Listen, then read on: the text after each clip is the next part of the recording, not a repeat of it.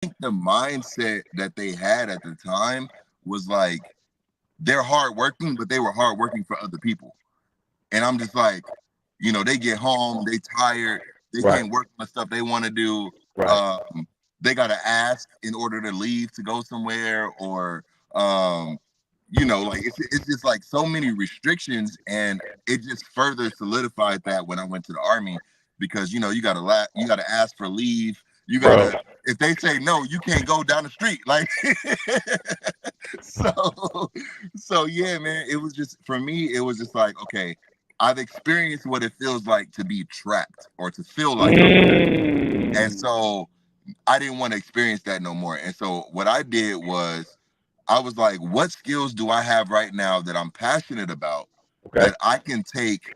outside of the military Come on. and like profit on and really succeed at? And one of those things was, I was a celebrity bodyguard for a long time. I still own a protection company, and we protect celebrities here in the United States, overseas, everywhere. So Wow.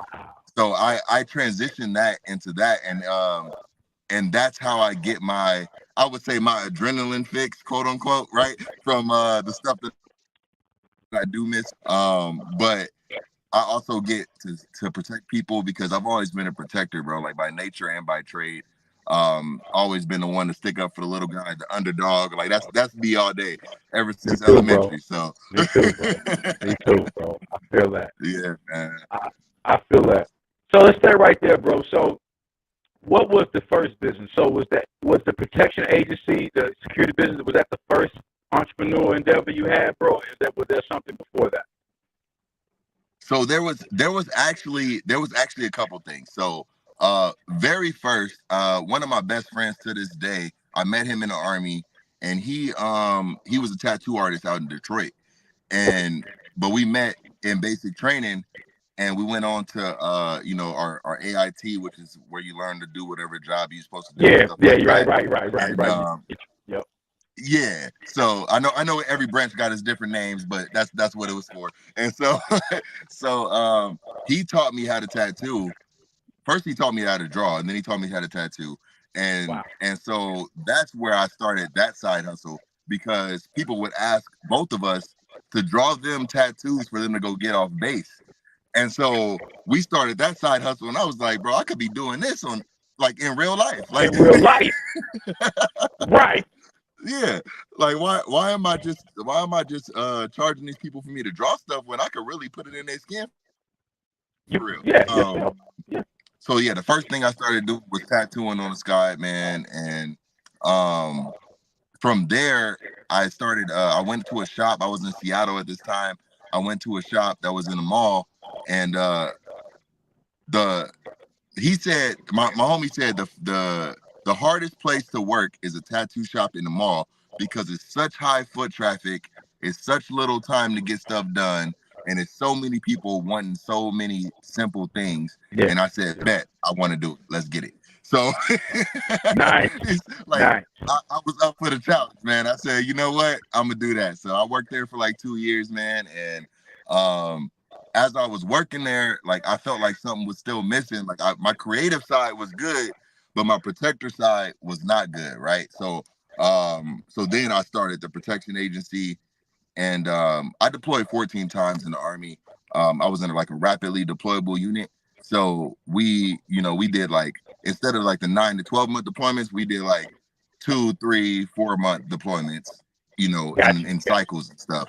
Insight. So yeah. So my last deployment, we saw some stuff going down along the lines of, human trafficking type stuff, and we couldn't intervene because we didn't have the Oh authority. man. You see what I'm saying?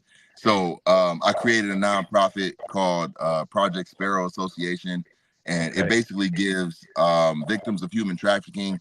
We try not to call them victims anymore, because it feels like something wrong with them, but Right. just people that have experienced Yeah. human trafficking. Yeah. We try to give them like resources, and we offer. I kind of combine my protection state, so we offer protection for people who are testifying against people who may have been their abusers in the past and stuff like that. We offer free protection for that. So yeah, that's like my passion project right there. Nice, nice. So the tattoo thing, you were in Seattle, man. First of all, bro, that's one of my favorite cities. That's one of my. Seattle's dope. I ain't gonna lie, Seattle's dope. A lot of people sleep on Seattle, Kijan. They sleep on Seattle, bro. That's a Yeah. dope city. Yeah. That's all I'm gonna say about that. That's just a dope city. It's But dope. Yeah, it's super dope. Heck yeah. yeah, yeah, man. So let's talk about this, man. So now, obviously, bro, you just don't go from. I mean, you done had about 3 lifetimes already. You know, now Right. you done did about right. I'm like, my dog done had 3 lifetimes already. Now, the military is a lifetime. Yep. Being a tattoo artist is a lifetime. Yep. I mean, offering security, that's a whole lifetime for some people. Yes, sir. And now, let's talk about this acting, man. Now, you just didn't land your ass on BET, brother. Now, how in the hell did all this happen? Where did it come from? You know, and I'm gonna be truly honest with myself right now. It happened by the grace of God, bro. I'm not gonna lie. Amen. It was literally I applied for a background role on this show. I saw it on Actors Access, and it was a background role, non-speaking. I was just supposed to I don't want to give a lot of stuff, but I was supposed to attend an event in the show as a background performer. And man, something I wrote or something I did or something he saw, man, Carl Weber, who is the creator of the show, he personally picked me, bro, and he was like, no, you're gonna be the security for this family in the next season. I said, what? Me? And then he was like, you got, like, I showed up to say, he said, you got a couple lines to memorize. I said, lines? Me? I said, you know, I signed up for a background role. But yeah, man, I mean, like, everybody was super dope, super receptive, man. And this is actually the spinoff to the original series. So I got to work with legends, bro. When I'm telling you my first real experience on set, I'm working with Brandon T. Jackson, Lita Roshan. I'm right, like I'm working with with so many other people that are just like dynamics in this game, man. Ben Stevens, bro. Like I'm working with some great directors. Trey Haley is the director of the show. He directed The Family Business, all the seasons, and also the Black Hamptons. And it's just like I'm working with some people that I was like, I thought this was gonna take me years to get to, you know? And but it just shows that, like, when you're passionate about something and what's for you is for you. And that's real, bro. so I was for me at that time, and I really believed in it. And the background role, I'm not gonna put the amounts out there, but you know, I was taking the minimum, and Carl Weber make sure I was great, man. So he make sure I was good. So I'm eternally grateful, man. I always give my accolades to him and his entire team, man, because Tridestin Studios was like, they treated me like I was already a superstar, and I'm sitting here like, how can I help? And they're like, no, just relax, you know? Hey, man, Kijan, that's all right. Hey, Kijan, hey, man, tell Carl about your homie Mac out here, man, in Atlanta, man. I'm on the way. I got you. Man, it's gonna be more seasons to come. I'm telling you. We airing this Family Business New Orleans is a spinoff. We airing it this fall. So very shortly, y'all see some content coming for that. And y'all also see, so every Thursday on BET Plus, right now it's season 5 of Family Business. Every Thursday you see new episodes, and you'll see how it slowly gets to that point to where you'll be like, I see why they did a spinoff type thing. So yeah, I'm not gonna give away too much, but tune in every Thursday. Wow, man. That's okay. So now you got the acting bug. So, so is it fair to say, Kijan, this right here, man, has now made you want to continue to flourish even more in this craft? Is that right? Fair to say, bro? Oh, absolutely, man. Like, acting for me, so I was acting before I went to the military. So when I graduated high school, I did a bunch of stage plays and stuff like that, but I was more of a theater actor, right? So after being in the military, the type of job I had, I can't be too specific, but the type of job I had to memorize a lot of things and act like I was somebody else at times. So um I think that helped me with the acting portion because I didn't have any real formal training in theater. I had like my community college. I went to Southwest College for theater at first before the Okay. military, Okay. and then military. I was there for 8 years. After coming out of the military, I didn't have any other training. It was just what I knew from life and studying people's body language and responding to people when they talk to me and stuff like that. So, but I think that helped me a lot because 90% of what you do on screen is you reacting to somebody else. The lines is 10%. Like Mm, anybody can memorize lines and say some lines, mm. but it's how you react to people, how you listen, how you create the environment around you so people will believe that you're a real character. And that's what I'm really focused on, especially at this point in my career. Wow. I like what you said, Ken. Let's not speed past that. You said, hey, 10% of it is memorizing the lines. Oh, 90% of it is how you respond to what somebody is saying. That is some free game he giving y'all for aspiring actors sure. out there. Look, I should be charging y'all for this right now. No, but I know, right? Hey, y'all super chat me and Kijan right now. Give us just donate to the Cash App. for real. So, Like one of the people that really took me under their wing was Pooch Hall. Y'all oh, might know him from the yeah, game, the TV yeah, series that was back in the day. yeah. But he's in the new spinoff series too, Nice. and he really took me under his wing, man. And he was like, yo, like, how you gonna deliver this line? And I was like, like this, all serious and stuff. And he was like, bro, it's okay to laugh, it's okay to smile, because in real life, that's what you would do. So he was like, be you, but say the lines as you, and now you've made a completely different character. And I'm like, yo, that was like the thing that pivoted my entire mindset, bro. It was just like, yo, just being in the moment and not really worrying about getting the lines word for word. It's more about getting the feeling word for word. So that's Ooh. that was amazing, man. So you went from thinking it to being it and doing it, to just embodying it. So you Exactly. start thinking less and just becoming more in the moment. Right. Ah, okay. I got you, bro.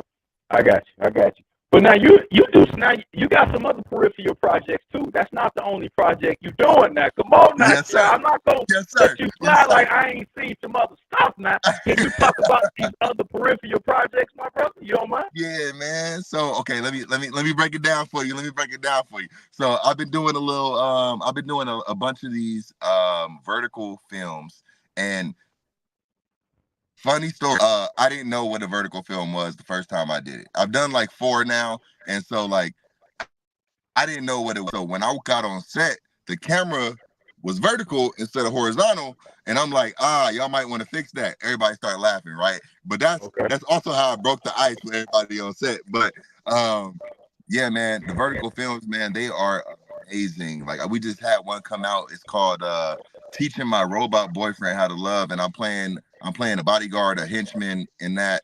I have a couple fight scenes. I have Oh shit. obviously some dialogue and stuff like that. But that's on the Alta app.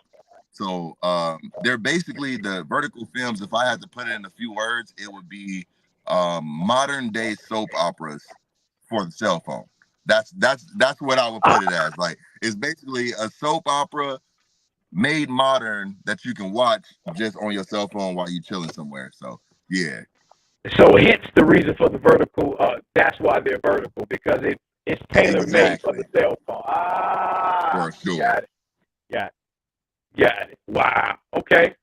Now I got another question for you because you're a multifaceted guy, man. So we breaking this shit down in sections, Kijan. We breaking Yes, this down sir. in Yes, sections. sir.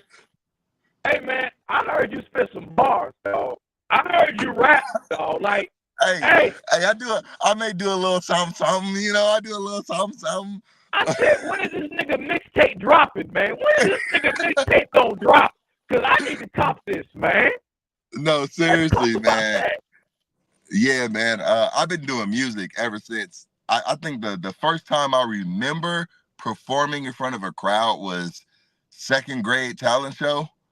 Um, and to this day, my teacher from second grade still remembers every word of what I rapped that day, bro. Like it's ridiculous. But I've always been a writer, bro. I've always been a poet. I should say that because rapping kind of came because it was a way for me to express to other people how I felt. Writing Okay. the words in poetry form was how I expressed how I felt to myself, and I put it Oh, on paper. It was a form of therapy. It still is a form of therapy for myself. So everything that I say comes from either a real experience that I've had or something that I've witnessed somebody else have. So yeah, man. But look, music is my that's look. You talking about this acting stuff? There's a I'm gonna put a plug out there. There's a TV show coming. It's okay. called 316s Live. The homie 316. B Smooth is the producer director of it, and it's a good hip hop show. You need to check out. Y'all gonna need to check that out. All Your right. boy might be on it a couple days. You know, you never know. Your boy might be on Wow. it. So yeah, man. So do you want? Are there any plans for an album, or you don't want to? You know, any you got things in the working, or that's something you don't want to really get into detail? Because I'm just curious, bro. Because it's No, getting quiet. it's not that. I'll get into detail, man. Look, I'm an open book. When I say I tell people everything I'm doing because for one, is gonna outwork me, bro. Nobody Right. is. Right. I'm a workaholic. I barely sleep. I sleep 2, 3 hours a night. I'm working on everything I'm doing. I'm not out here partying with everybody. Even right now, I'm in a state, but I'm still working. We here. We on the on the live right now. We talking to everybody in the inner space of the webs. And after this, bro, I'm back to creating. I'm writing a book right now. Look, I'm writing a book. I got fitness programs that I give people. I give motivational speeches at my high school and my college that I went to. So nobody will outwork me. So I don't mind telling people what I'm up to because you're gonna see it and you'll be like, I could do that, but you can't because No, you you're can't. not gonna Because do niggas what I don't want. do. That's right. Because niggas don't want to put the work in. Keon, you telling the truth? That's real, bro. Seriously. That's real. Seriously. And That's so real. but yeah, so right now, I am working on an album. I'm working on my Nice. official first single. I have a Nice. couple things out there, but my official first single is gonna drop in about a month, and I'll put the specific date out there probably tomorrow. So if y'all want to check me out, Instagram Kijan underscore CEO, KIJAN underscore CEO. But yeah, check me out, and I'll show y'all a little snippet of the single that's gonna happen. That's gonna drop tomorrow. Um, but yeah, man, I'm gonna put together my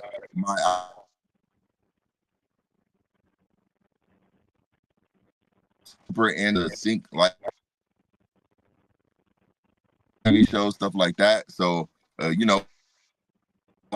I may not put everything.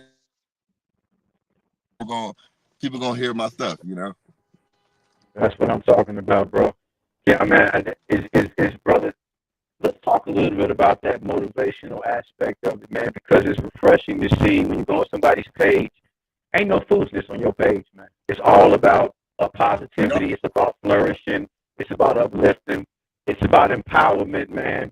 It's not an ounce of negativity yes, on sir. your page. I just want to tell you, from one brother to another, man, I appreciate and I'm proud of you for being emblematic of something Thank you, man. positive, man. Let's talk Yes, about sir. that. Why do you feel it's incumbent upon you to be that motivational voice in a time such as now? Because it's so needed, bro. Absolutely, man. I mean, look, people need. Okay, I'll put it like this: a lot of people need somebody to tell them to do something in order to get stuff done, and Mm-hmm. that is just a fact, right? I'm not one of those people, but I'm not knocking the people that need that because everybody has a part to play in this thing we call life, right? So my goal is to help people get over what people may conceive as negativity in their lives because what happens that's negative, quote unquote, is just your perception of a fact that happened in life.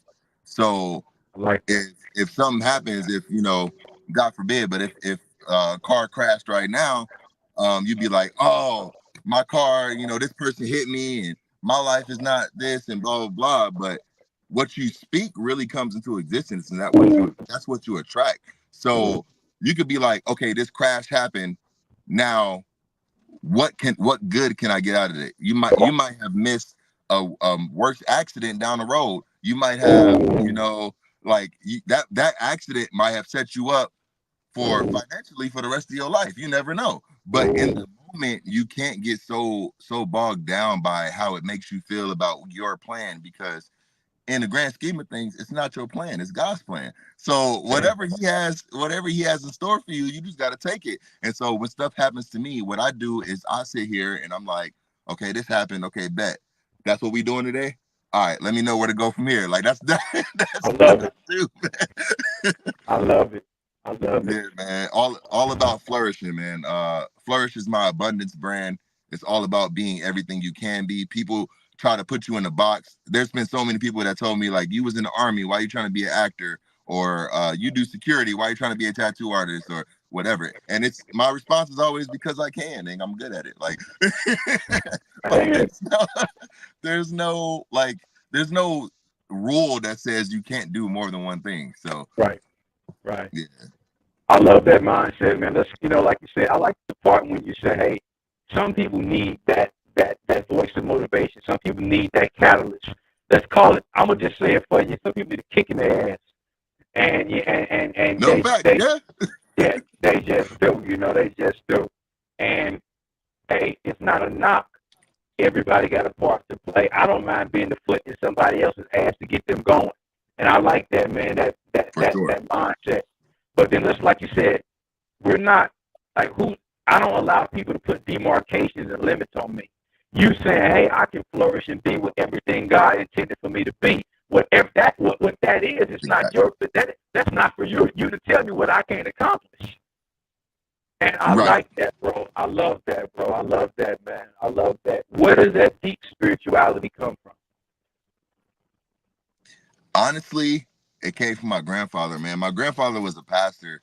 Um, but before that, he was a lot of things and he was a lot of worldly things, as he would call it.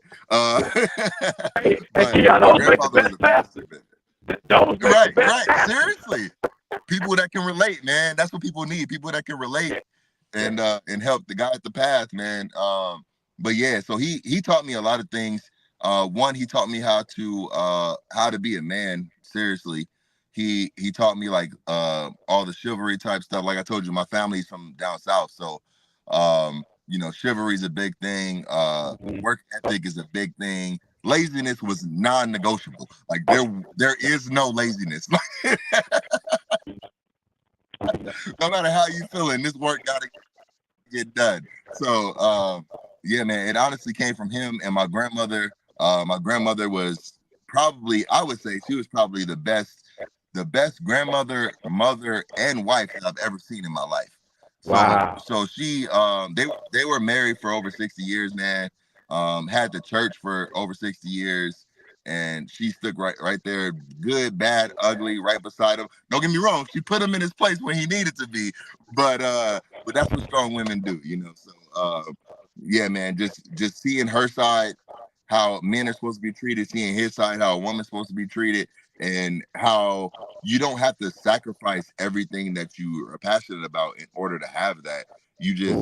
It should work together. It should all be encompassing into what you want for your life.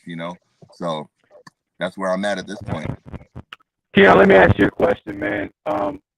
How do you feel in a time when you seeing that type of template, that type of symbiotic relationship, that those women and those men, unfortunately, they don't make them like that no more. I wish they did. True. Very I true. wish they did. I wish they did. But let's talk about today. We're in a different time. How does it make you feel, bro, when you see so many gender wars and infighting amongst our community? When you got a time now where women don't want a man and men don't even want to talk to women now. Now we have become separate, man. How Yep. do you feel, bro, after that example you saw, bro? How does that bother you? Okay, I'm gonna tell you, and this gonna rub a lot of people the wrong way, but I don't really I care. don't give a damn. Say it. So, so how I feel is everybody that say I don't need a man, or all the women that say I don't need a man, I don't need this, I can do this for myself. it's true. You can anybody that set their mind to do something, they can do it. But why would you have to do it if somebody is literally born to do that for you? You see what I'm saying? So Come on. in my mind, it's like I'm a protector and provider. That's what I do. Like that's just who I am. It wasn't by choice. I would say it's more of just how I was raised. Like I protect and provide.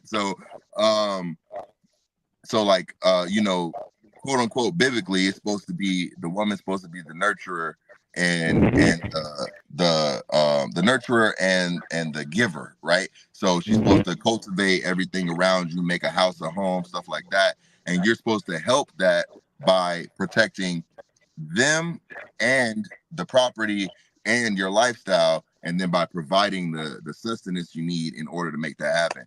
And so for me nowadays, Yes, it's sir. just like I feel like because there's not a lot of people like how my grandparents were, a lot of men are not protectors and providers, and then a lot of women are No. not nurturers and givers. So Ooh. I think it's twofold. Like if we got to meet in the middle, and it's hard to meet in the middle when half of what's supposed to meet in the middle is all the way this way, and then the other half is all the way that way. So yeah, it just becomes difficult, man. And so and that's what gets so difficult with and just trying to find somebody quote unquote equally yoked.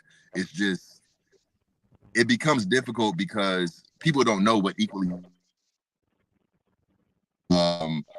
got everybody telling you, we got some music telling you that you should do this, some music telling you should do that. We got TV shows and movies that's telling you should do this and do that. And it's just like, okay, at a certain point you got to start thinking for yourself, Come on. because all these other avenues were made for entertainment. So Come on, if Keon. you're Talk to going me. to entertain yourself, there's nothing wrong with that. But don't align your whole life off of what you saw that was supposed to be for entertainment. Yeah, you couldn't have said it better. That's entertainment. Those aren't ideologies to live by. That's just purely Right. entertainment. Purely entertainment. Exactly. Man, I love that, brother. I love that, man. I want to be respectful of your time, man. I know you got a lot of things going on, but let's just want to kind of talk about, you know, in kind of closing, where does Keon see himself 5 years from now? I'm not gonna lie, man. I do affirmations every morning. I yell them to the top of my lungs.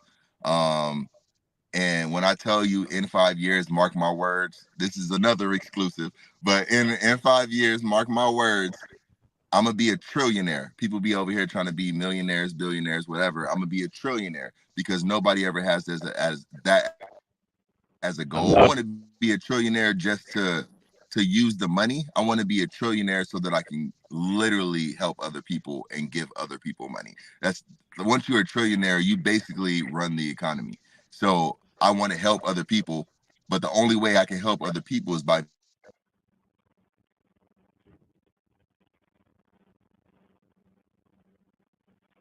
We lose you, bro. Doesn't matter. Keon, you there? Let's see, we might have lost him. Yo, let's get back in here, man. He was saying some amazing stuff. You know, he probably was the internet. My brother say my bitch in there, man. Let me see if I can get him back. Let me take him off so I can get him back in. Pull him back in. Keon, you there, bro?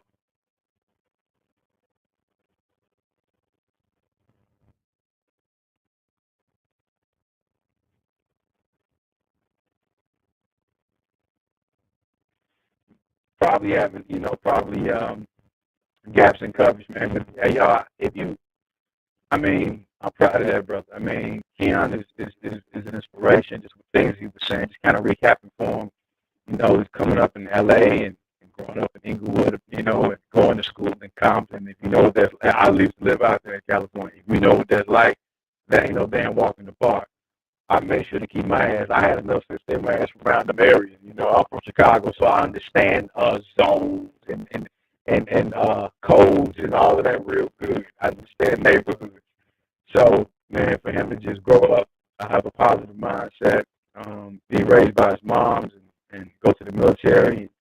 Man, and then always have this desire for more and better. So I think he's a tremendous credit, man, to our culture and our race, man. I'm happy to have him on the platform.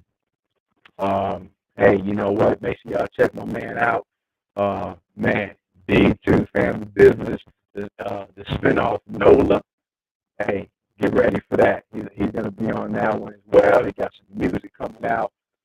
Anybody that's enjoyed him, please go follow him. I put his link in the actual description of this video. So make sure you guys go follow that brother. Go support him. Now, we all support the bullshit. We all support the goofy stuff. Here's a brother up here telling us, hey, man, I'm trying to be a trillionaire. I'm trying to do all these amazing things. And let's support the ones that got some damn sense, too. You know what I mean? I don't mind some, I'm all for the entertainment, and I like a little, the ratchet hood shit, too. I mean, but let's have balance now. Let's also give Kijan the same level that we get everybody else. So, I'm assuming that he had technical difficulties. I'm going to get ready to sign off, man. I appreciate those that came in and was rocking with the show. Man, I'm gonna bring him back. So this just gave me an excuse to bring his ass back again, man. Great brother. When the actual series air, I'm gonna have to get him back on. But hey, make sure you guys hit the like button. Make sure you guys hit the subscribe button. Make sure you guys we appreciate all the donations for the platform to continue to grow. Make sure you bless that Cash App, great or small. However God move your heart, we appreciate that. If you support independent media, man, definitely support us, man. So on behalf of myself, my man Kijan Flourish Simmons, man, I'm gonna wish y'all, man, have a great rest of y'all day, great week, and y'all know what tomorrow is. Tomorrow is Cigar Chats with Mac, the Purple Panties edition. Myself, Tammy Jizzle will be back. Who knows? I might have somebody special returning tomorrow. I don't want to announce it. I just want to make sure everything happens. But make sure for sure I'll be there tomorrow. Tune in tomorrow, 7 o'clock. The Purple Panties. We got a great show, man. What she wears, what he thinks. And I love each and every one of y'all for rock with me, man. God bless, and we out.